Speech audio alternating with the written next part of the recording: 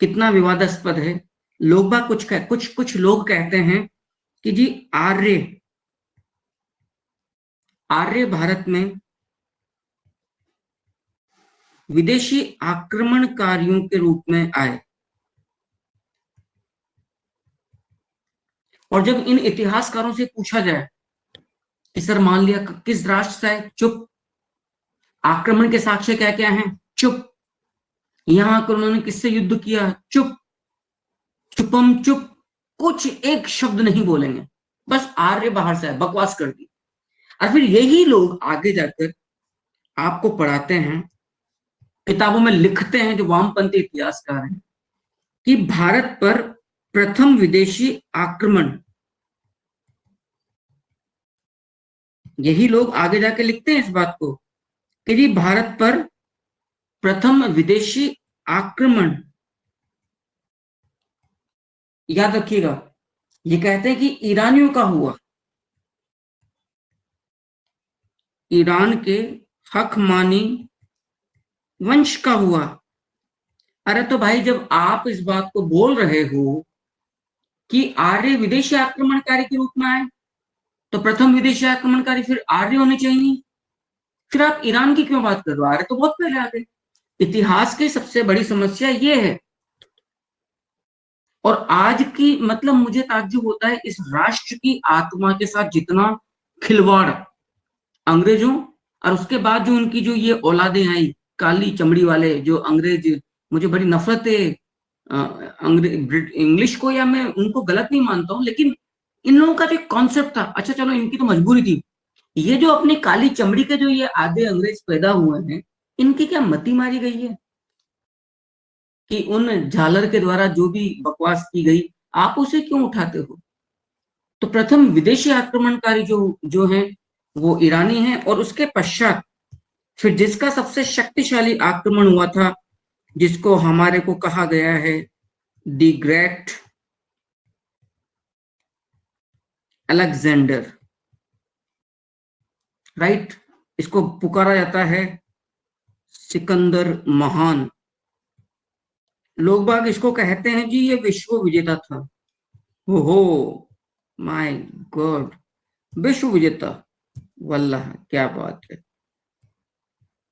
जिसकी हवा निकल गई भारत में, एक ढंग का युद्ध नहीं लड़ पाया भारत में, वो विश्व विजेता था। शाबाश। इसका आक्रमण होता है भारत पर 326 ईसा पूर्व में। कब? जबकि मगध पर नंद वंश का शासन था।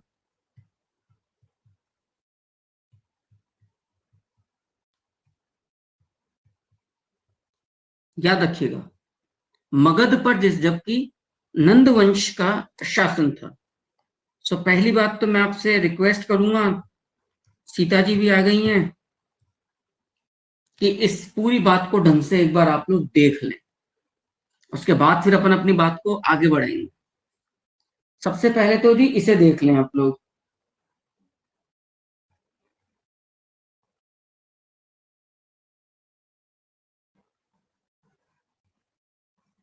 वेरी गुड इवनिंग मैडम जी, सीता। और देखकर मुझे कंफर्म कर दें सीता जी और निकिता जी एंड अनामिका जी। यार इस क्लास में कोई लड़का नहीं है, सब लड़कियां ही लड़के हैं,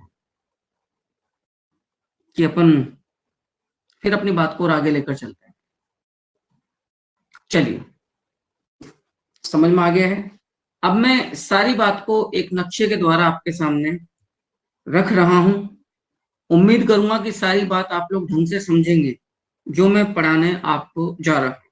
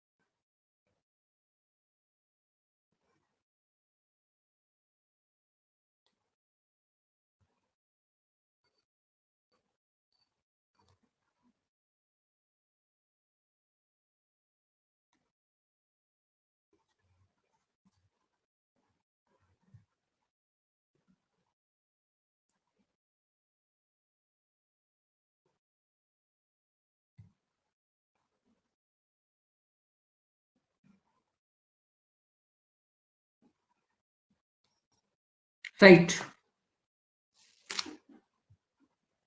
आगे देखिए, तो आप यूं समझ लीजिए फिलहाल इस सारी पिक्चर को ढंग से देखना एक बार कि ये तो हो गया आपके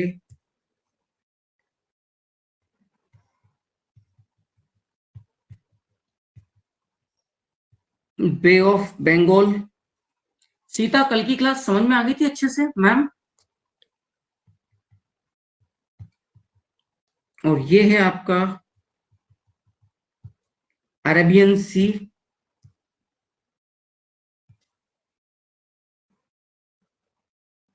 ये नीचे आ गया आपका सिलोन। सीता, कल की बात पूरी समझ में आ गई थी मैम? ये आपका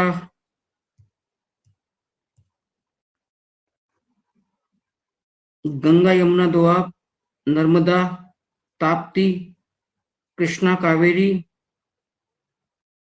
सरस्वती, ये सिंध नदी, इसके बाद ये झेलम, चिनाब, रावी नदी। ठीक है जी। सो कुछ बातें मैं आपके सामने बिल्कुल क्लियर करता चलूं ताकि आप इस नक्शे से कुछ अपनी परिस्थितियों को भी समझने का प्रयास करेंगे। देखिएगा, ये वाला जो एरिया है,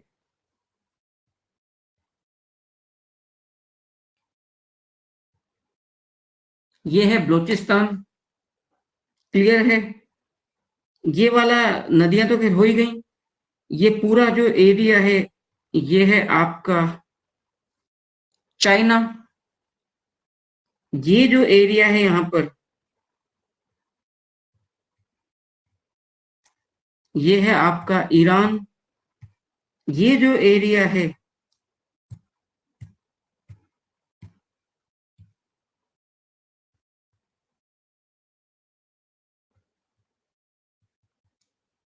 ये है आपका अफगानिस्तान। ठीक है ना? अफगानिस्तान वाला एरिया। ये जो एरिया है, ये वर्तमान में आप इस कबूतर को बोल सकते हो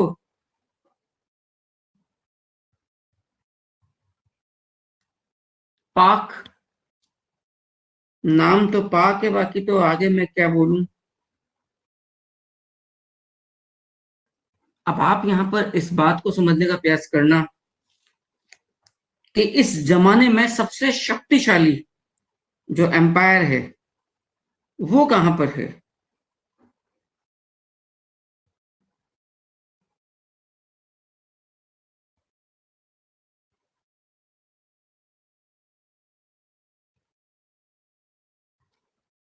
वो है जी आपका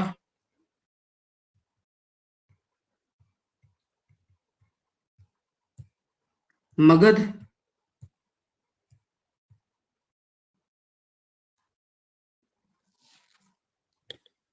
फाइन। और मगध पर इस समय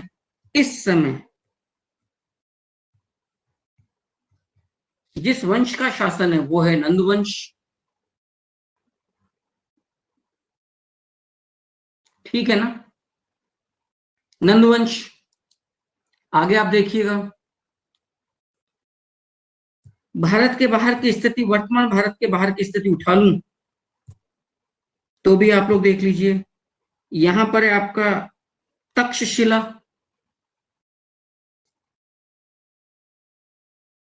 ये जो एरिया है,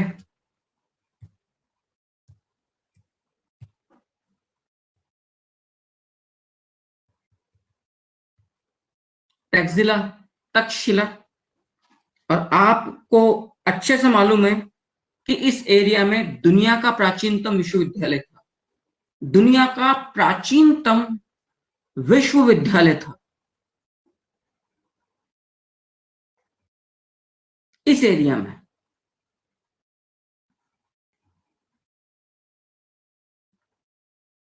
तक्षशिला के बारे में मैंने आपको यह भी बताया था, श्री राम के छोटे भाई भरत के पुत्र तक्ष के द्वारा स्थापित ये शहर है तक्षशिला। और यहाँ के राजा का नाम था उस जमाने में आम्भी।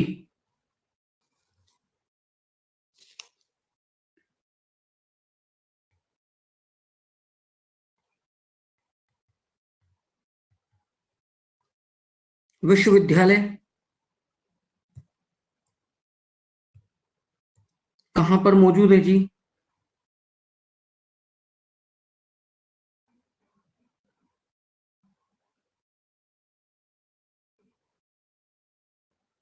आपके तक्षशिला में। यहां के शासक का नाम था जी आम्भी। इस विश्वविद्यालय से चाणक्य का संबंध था। यदि कल की क्लास आपने देखी हो तो आपको मालूम होगा, जीवक का भी संबंध था। जीवक का नाम आपने सुना हो, मगध नरेश बिंबिसार का राजवैद्य, जिसे बिंबिसार ने अपने मित्र अवंती शासक अवंती नरेश चंड प्रद्योत के पीलिया रोग को ठीक करने के लिए भेजा था। इन 16 महाजनपदों को भी एक बार इसी नक्शे में ठीक से देख लीजिए, मेरे हिसाब से सही रहेगा।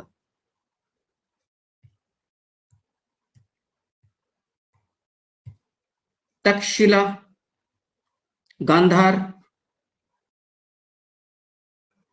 मत्स्य, शूरसेन, अवंती, कुरु, पांचाल,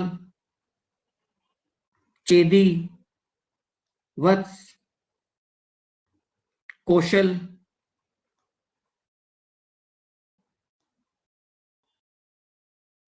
काशी,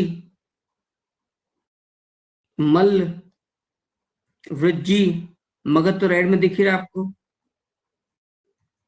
ये आ गया मगध और ये आ गया आपका अंग। काउंट करना एक बार जरा, 1 2 3 4 5 6 7 8 9 10 11 12 13 14 15 और 16वां अश्मक 16। माय डियर अभी 16 नहीं हुआ, अश्मक रह गया आपका। यस, 16 महाजनपद भी आपके सामने हो गए। मगध ने आगे जाकर आप लोग देख लीजिएगा, काशी को कर दिया, अवंती को कर दिया। कुल मिलाकर इसने अपनी स्थिति बहुत ऐसी बना ली मगध ने कि मगध का एक छत्र राज स्थापित हुआ है। भारत की जो प्राकृतिक वैज्ञानिक सीमा आपको नजर आ रही है इस जमाने में, भारत की जो नेचुरल जो नॉर्दर्न वेस्टर्न फ्रंट नजर आ रहा है, वो कौन सा है ये भी देख लीजिए। सिंधु रिवर। क्या ये नक्शे के द्वारा, मैप के जरिए निकिता और सीता, क्लास समझ में आ रही है आपको, या व्हाइट बोर्ड का ही प्रयोग करूं?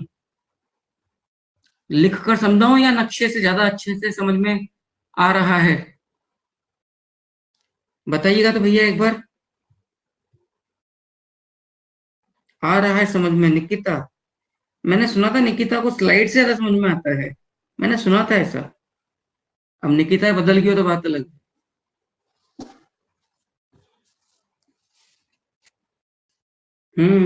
बराबर हंसो आप, ऐसे स्माइली फेस रखो, अच्छी लगती हो। सीता जी क्या कहती हैं आप? मैप के जरिए समझ में आ रहा अच्छे से? निकिता ने तो यस कर दिया। आगे देखते हैं जी।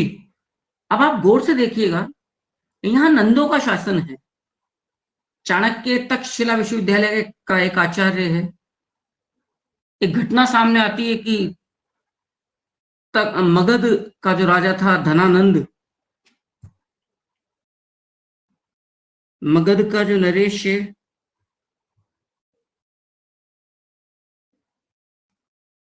धनानंद, इसने किसी यज्ञ का आयोजन किया।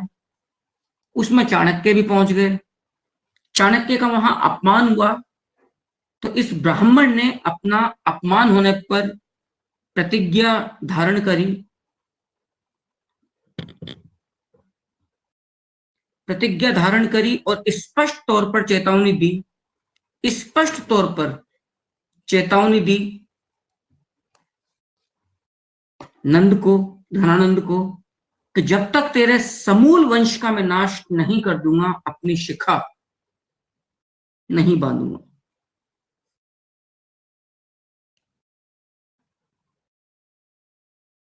फाइनली इसी बीच एक घटना घटती है जिसने जिसने मतलब भारत के इतिहास को ही एक तरह से, हालांकि पुराणों में तो उसका कोई महत्व नहीं, लेकिन विदेशी इतिहासकारों की दिशा में पूरा चेंज कर दिया। मुझे नहीं पता क्या चेंज हुआ।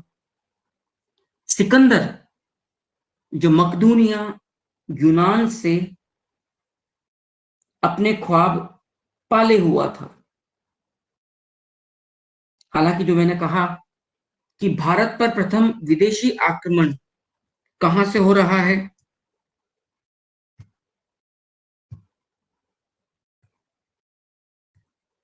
ईरान से। ईरान पर जिस वंश का शासन है वो है हकमानी शासन, राइट। एक हकमानी शासक का नाम हमारे सामने आता, डेरियस।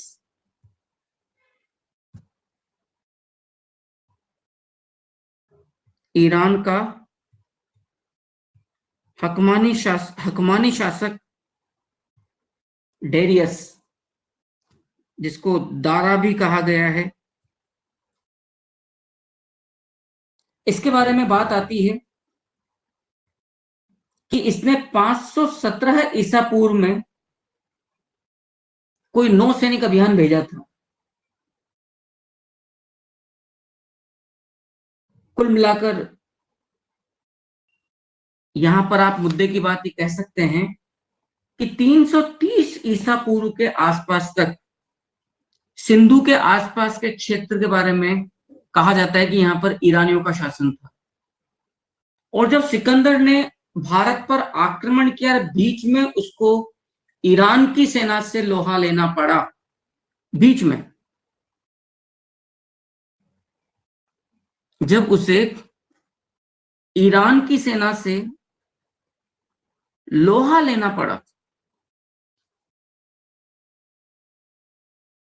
तो भाई फिर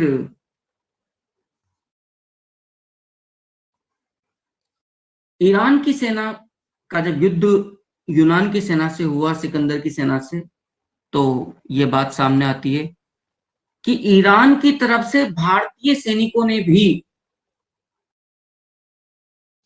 सिकंदर की यूनानी सेना का सामना किया था। इस बात से भी पुष्टि होती है कि सिंधु नदी तक का एरिया संभवतः ईरानियों के अधिकार में रहा हो इस समय तक।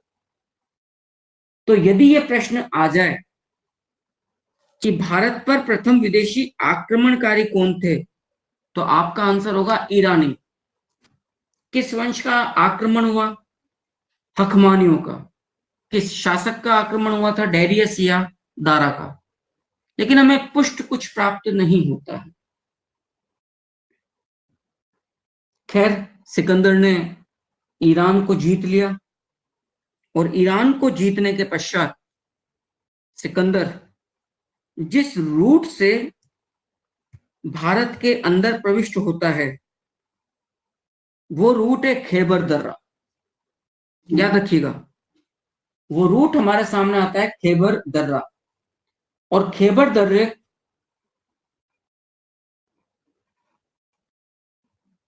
के द्वारा ये 326 ईसा पूर्व में इस रूट से प्रवेश करते हुए पहुंचता है। ये हो गया जी आपका खैबर दर्रा। मैं उम्मीद करता हूं कि ये जो मैं जिस टेक्नोलॉजी का प्रयोग कर रहे हो और डिजिटल बोर्ड को जो आप प्रयोग में ले रहे हो, आपको बड़ा अच्छा लग रहा होगा देखना भी। ये है असल में खैबर दर्रा।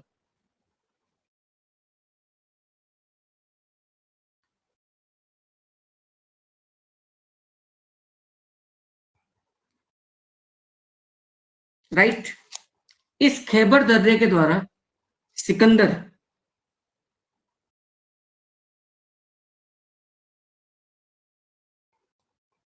कहते हैं जी भारत में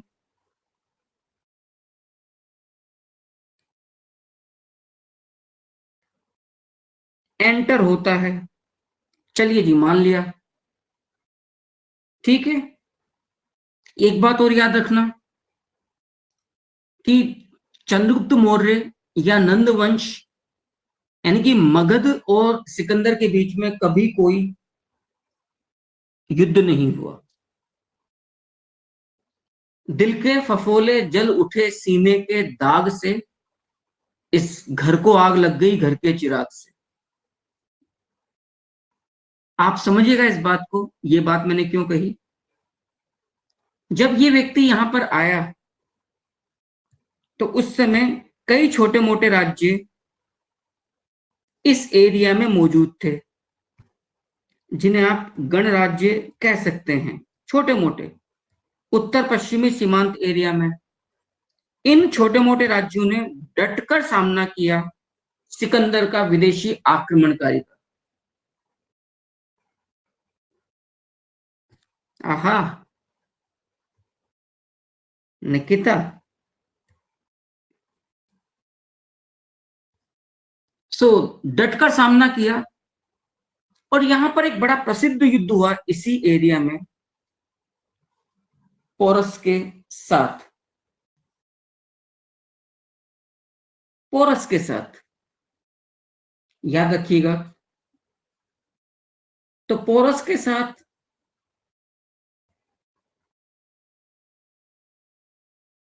फिलहाल युद्ध होता है, और उस युद्ध में सारी बात को बहुत अच्छे से याद रखिएगा। हाइडेस्पीज नदी का युद्ध हमारे सामने आता है। झेलम और चिनाब नदियों के मध्य का एरिया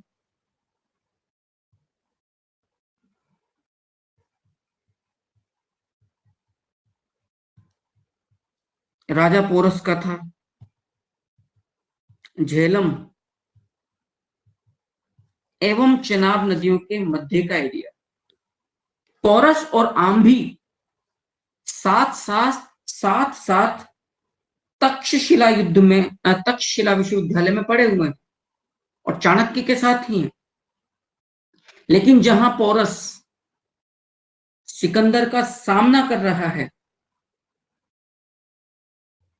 वहीं पर आम्भी अपने राष्ट्र के विरुद्ध, अपने मित्र के विरुद्ध सिकंदर का साथ निभा रहा है। संभवतः भारतीय इतिहास का एक प्रथम जयचंद था, प्रथम गद्दार था, जिसने राष्ट्र की सीमाओं, राष्ट्र के स्वाभिमान की चिंता नहीं करते हुए अपने व्यक्तिगत स्वार्थ को देखा। लेकिन याद रखिएगा, तारीफ और प्रशंसा हमेशा साहस की होती है। सीमाओं से परे जो दुस्साहस होता है, जो स्वाभिमान होता है, उसकी होती है। सिकंदर पोरस के व्यवहार से, चरित्र से बड़ा खुश हुआ और उसको उसका राज्य लौटा दिया। आम्भी को क्या मिला? मंदिर में जो पूजा के टाइम पे जो बजते हैं वो। आम्भी के साथ साथ कुछ और शासक भी थे जिन्होंने सिकंदर की अधीनता स्वीकार करी। इनमें एक था शशिगुप्त। शशिगुप्त, लेकिन यहां पर जो छोटे मोटे जो गणराज्य थे इस इलाके के, योद्ध है, मालव आदि आदि, उन्होंने कड़ा प्रतिरोध किया। तो झेलम नदी का युद्ध लड़ा गया, जिसको हम कहते हैं हाइडेज पीज नदी का युद्ध।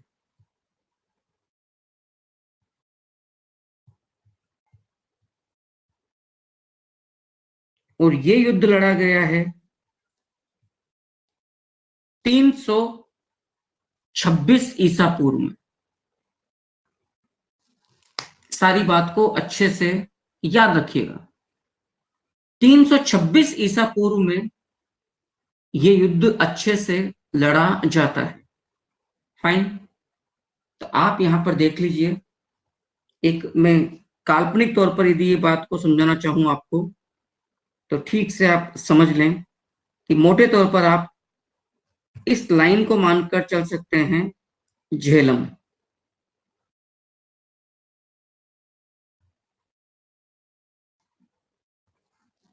सिंध के ही पास का एरिया है और यहां पर यह युद्ध लड़ा जाता है। क्लियर है?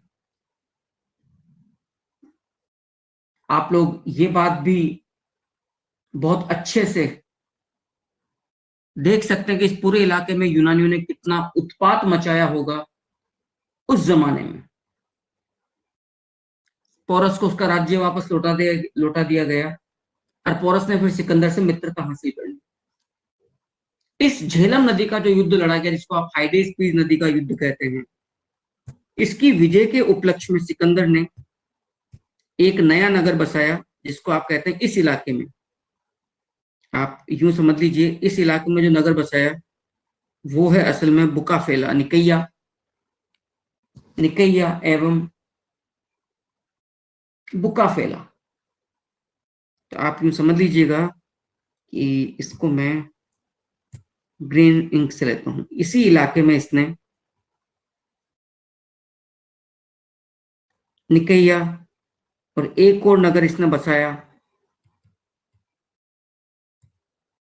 बुकाफेला। थोड़ा सा और ले लीजिए, ये यहां पर हो गया निकैया और यहीं पर आप ले लीजिए बुकाफेला।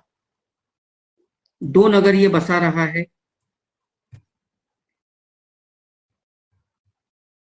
निकैया एवं बुकाफेला।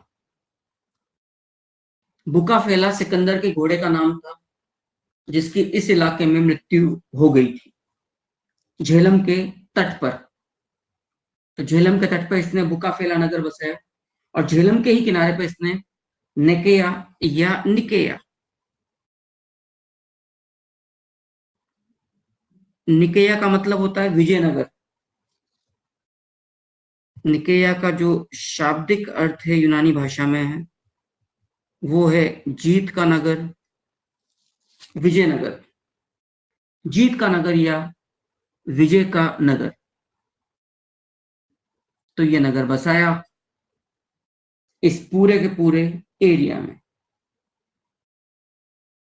लेकिन जरा जरा से यहाँ के जो क्षत्रप थे, जो गणराज्य थे, उन्होंने सिकंदर के सैनिकों का वो हाल कर दिया, उनका भले जीत गए वो, क्योंकि संख्या बल ज्यादा था, रिसोर्सेज यूनानियों के पास ज्यादा था, लेकिन उनका मनोबल टूट गया। उनको लग गया कि कितना नुकसान हुआ हमारा। जब सीमा एरिया में भारतीयों की ये स्थिति है, तो जहां इनकी असली ताकत है अंदर, वहां पर भारतीय हमारे साथ क्या हश्र कर सकते हैं। तो आप भी देख लीजिए कि 326 ईसा पूर्व के अंत होते होते व्यास नदी, व्यास नदी के तट पर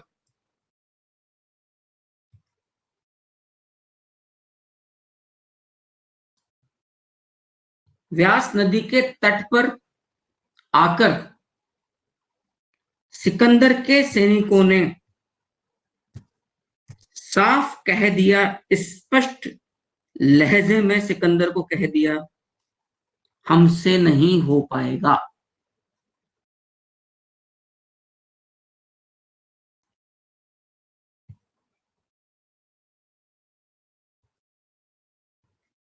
साफ मना कर दिया, तुम्हारे से जो हो जाए कर लीजिए, हमारी हिम्मत नहीं कि हम हिंदुस्तान में प्रवेश कर सके। तो निकैया और बुकाफेला नगर इसने झेलम नदी के आसपास बसाए। व्यास नदी के तट पर जब इसकी इच्छा थी कि हम हिंदुस्तान के अंदर प्रवेश करेंगे, जैसा कि मैंने कहा, जो कड़ा प्रतिरोध इस एरिया में हुआ, उसके बाद हिम्मत जवाब दे गई सिकंदर के सैनिकों की। सिकंदर के सैनिकों ने साफ कहा, तुम मर, तू भाड़ में जा, हमें अपनी औरतों को देखा हुआ टाइम हो गया, पता भी नहीं है कि जिंदा है या मर गई या फुर, हमारे बच्चों का हमें नहीं पता, इतने बड़े हो गए, में पहचान भी पाएंगे नहीं पहचान पाएंगे। तुम्हारी महत्वाकांक्षा के चलते ऐसा ना हो कि सांसें यहीं उखड़ जाए, जिंदगी ना मिले दोबारा। अब हमें अपने परिवार को भी देखना है। परिवार से अधिक इंपॉर्टेंट इनको जान का भय था। सही बात ये, भारतीयों की शूरवीरता, पहली बार हाथियों के द्वारा युद्ध क्या होता है, बाजुओं का दम खम क्या होता है, इनको हिंदुस्तान में आके मालूम चाहिए। यूनानी सैनिकों ने, ग्रीक जो सोल्जर्स थे, उन्होंने यहाँ पर वो रिवोल्ट किया, विद्रोह किया, और सिकंदर को साहब का, भाई जी आपको लड़ने की इच्छा है, आप अंदर जाके मरो, हम तो नहीं लड़ सकते। बेचारा मरता क्या ना करता सिकंदर। व्यास नदी से वापस लौटा और रास्ते में झेलम और चिनाब के संगम पर उसका मालव और जो शूद्रक गण था उनसे भयंकर युद्ध हुआ। मतलब आप देख लीजिए, अर्जुनायन जो यहाँ पर जो जो जनपद था, उसने भी लौटते लौटते जो हाल किया सिकंदर का। मतलब निचली सिंधु घाटी में उस जमाने में ब्राह्मणों का शासन था। ब्राह्मणों ने इसका वो हाल कर दिया कि चोटी तो रखते थे ब्राह्मण, लेकिन खुल गई किसकी, यूनानियों की। 325 ईसा पूर्व तक आते आते सिकंदर पाटल वाले एरिया में पहुंचा। पाटल कोई स्थल है आपके उत्तर पश्चिमी सीमांत में। पाटल, और पाटल में पहुंचने के पश्चात इसने साफ कह दिया, ये पाटल इसकी अंतिम विजय थी। इसने अपनी सेना को दो भागों में बांटा। सिकंदर अपनी सेना के साथ उसी मार्ग से वापस लौटा, खैबर दर्रे से, जिससे वो हिंदुस्तान में प्रविष्ट किया था। और इसका जो जहाजी बेड़े का जो सेनापति था नियारकस, उसको इसने जल मार्ग से कहा कि तुम यूनान की तरफ लौटो।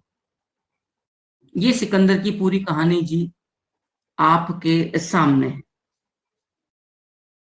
सिकंदर के आने से, क्योंकि सबसे बड़ा जो जो प्रभाव पड़ा भारत पर, वो गांधार शैली का प्रभाव था। गांधार मूर्ति शिल्प,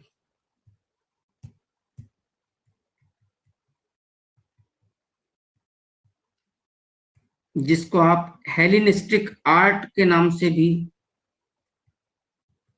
पुकारते हैं, जिसमें सब्जेक्ट तो भारतीय है जैसे महात्मा बुद्ध, लेकिन उनके रंग ढंग, उनका कॉम्बिंग, मतलब क्या कहते हैं, केश विन्यास, वो यूनानी है।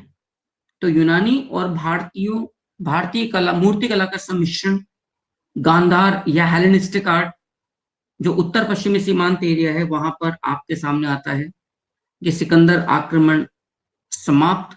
जरा मुझे बताइएगा दोनों फ्रेंड्स, आप दोनों को ये पूरी राम कहानी, पूरी बात अच्छे से समझ में आई है या नहीं आई है? निकिता जी एंड सीता जी, सच सच बोलना, झूठ बोले कौवा काटे।